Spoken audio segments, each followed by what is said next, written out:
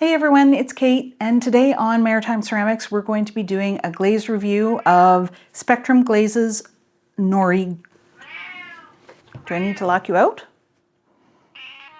Hi everyone, it's Kate and Snowball with Maritime Ceramics here with another glaze review for you today.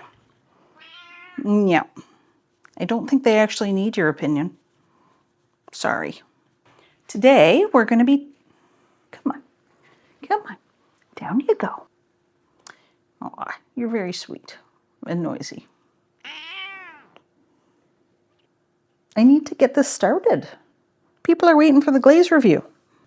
Oh, come here. Okay, Snowball's been fired. I love her dearly, but she's not actually very helpful. So she's in the house now. Today we're going to be looking at Spectrum Glazes Nori Green glaze. This is one of their floating glazes. So if you remember the floating turquoise that I did a review of before Christmas, this is the same line of glazes, but it is a green, like a dark kind of seaweedy green color. Hence the name Nori Green. Nori is a kind of seaweed. And as always, we're going to be testing it on a combination of red clays and porcelain clays, and we'll see how it responds in a couple of combinations as well. I'm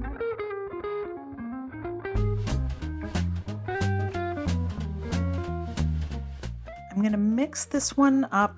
I did give it a good shake, but I'll use the milk frother on it just to make sure that it is really well mixed. I have not had a problem really with Spectrum Glazes hard panning or being difficult to mix up. They've been pretty consistent for me so far, anyway.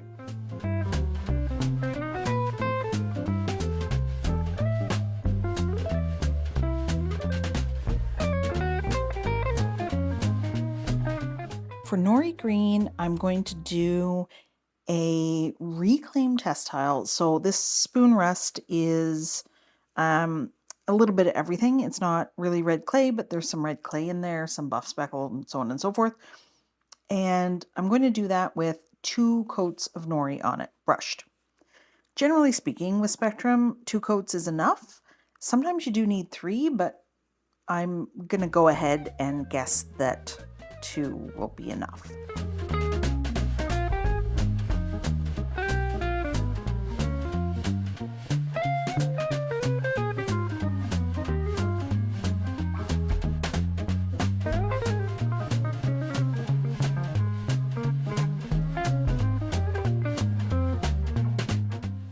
But just in case, I am going to do this test tile, and I'll put 2 coats on one side and 3 coats on the other side, and that'll let us know if 3 coats is actually better. Plus the test tile's got some texture on it, and none of my other test pieces really do. So I want to see how it does on the texture.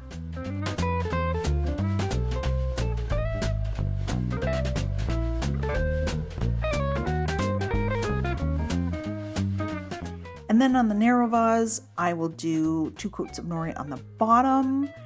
And then I think I'm going to pair it with sangria, which is also from Spectrum. I will pour it on the inside. I think I'm going to dip it on the top because life is short and dipping is just a lot faster.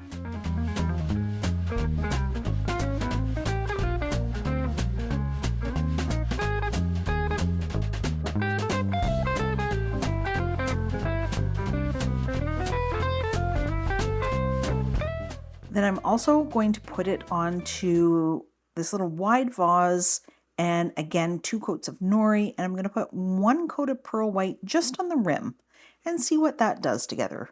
Pearl White generally does some interesting stuff with glazes. It rarely makes the glaze worse. Sometimes it's not very exciting, but we'll see. I think it could be really interesting with this dark green.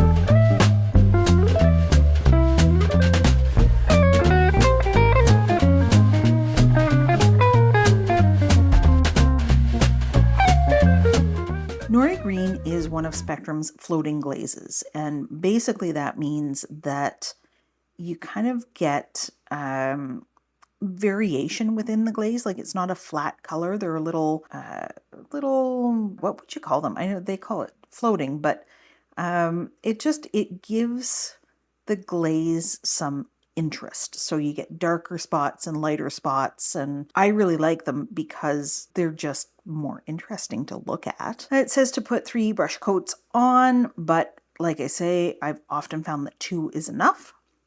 It says to fire it to cone 5. Cone 6 is fine. I mean, we'll see with this one, but I've not had a problem putting any of the floating glazes that I have tried from Spectrum in a cone 6 firing. And this one is dinnerware-safe, which is awesome. I find that the glazes that I bought that aren't dinnerware-safe just don't get used. Like, if I think about Mako's Riptide, which I really like. It's this beautiful beachy kind of glaze, but really I've only ever used it on vases because, I mean, you can't put it on cups or mugs or plates. I assume it's not great for spoon rests, although I could, try that and see how it does. But the end result is that bottle of glaze has been with me for quite some time and it's just not getting used.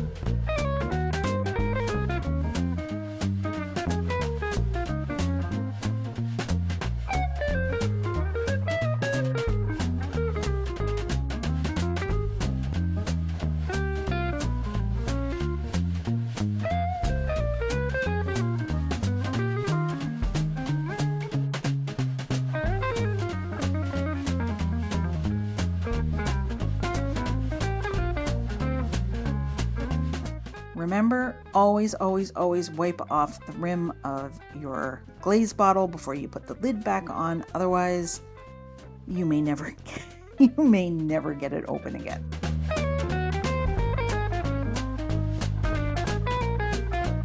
Time for the sangria. As you can see, this is a well-loved bottle. I've quite enjoyed sangria. Okay. That did not quite get as far as I wanted it to, so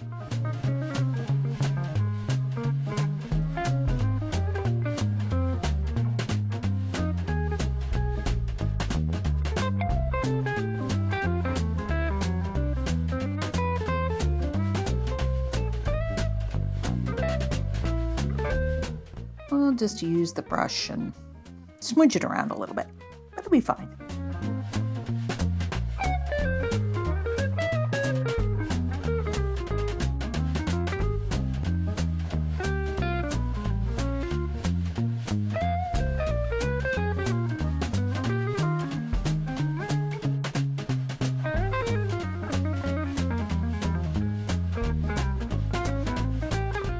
Let's recap what we're putting into the kiln. We have a reclaimed clay spoon rest and it has 2 coats of nori brushed onto it. We have a test tile which has 2 coats of nori on one side and 3 coats of nori on the other side, and that's porcelain. We have a porcelain vase that has 2 coats of nori brushed on the bottom and then sangria poured inside and dipped on the top with a little extra smudge around where it overlaps. And then we have a vase with 2 coats of nori on the outside, poured inside, and one... Oh, wait. We got to put the pearl white on.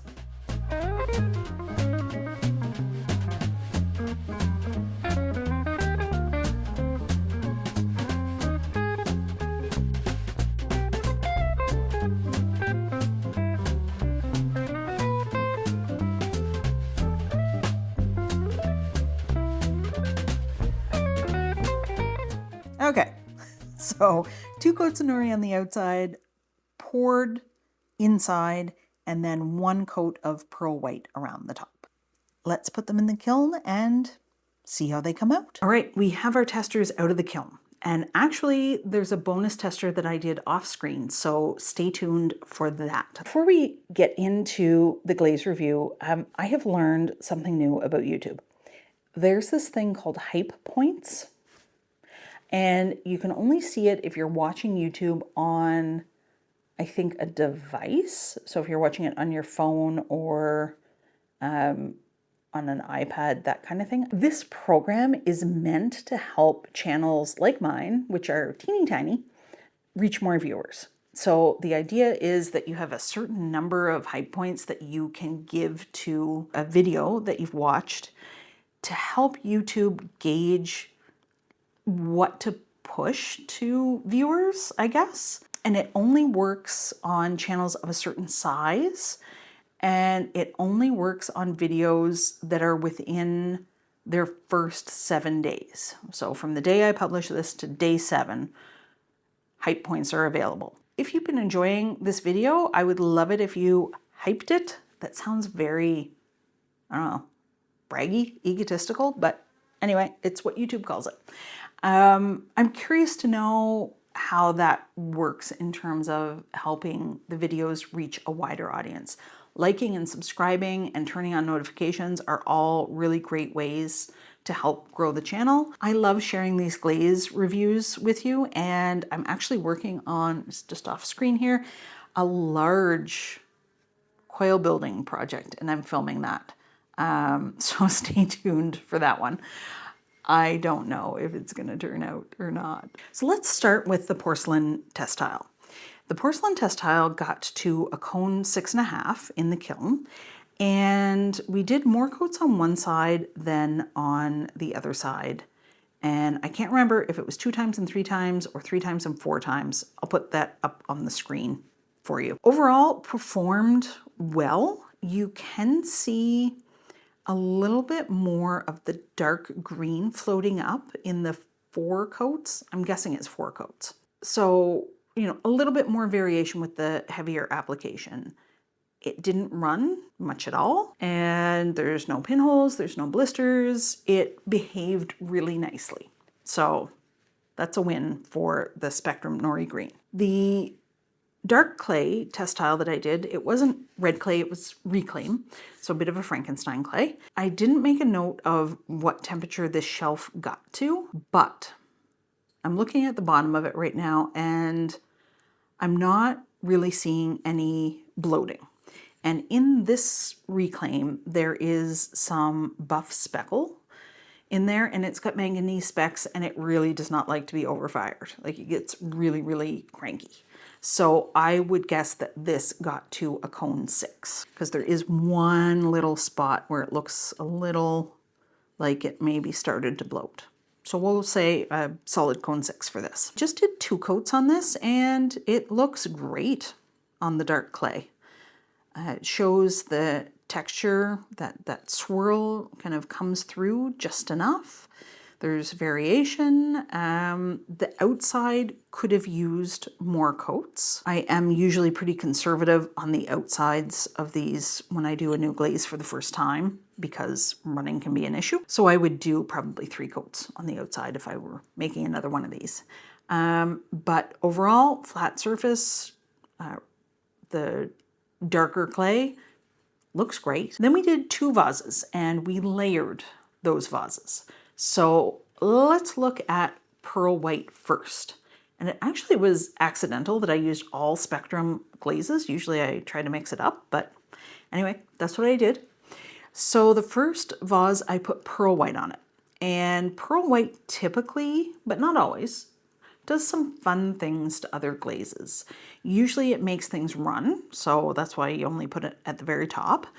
And I gotta say, this is not terribly exciting.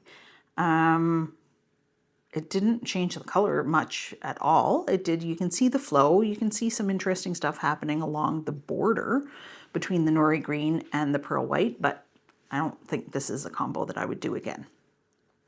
The other thing to note about this is that I did 2 coats on the bottom, and 2 coats was not enough, which is interesting because a lot of Spectrum glazes 2 coats is enough. But Nori Green definitely wants the 3 coats. And anywhere that I poured it, it worked out perfectly. There are no blisters, there are no pinholes. There's really no defects in this glaze at all. So in that respect, it's performed really well. The combo with Pearl White, meh. And then our last test tile. Well, the last one we did on screen. And that was Nori Green with Spectrum Sangria on the top. And this is a combo that I would do again. This reminds me of summer gardens. Again, 2 coats on the bottom of this. It's patchy. I would do 3 coats if I were doing this again, which I probably will do. And you definitely want to keep an eye on the overlap because it did run in some places quite a bit here. I don't know that the combo, like where it overlapped, is exceptionally exciting. I maybe need to see a larger tester to know if I like that on a large scale.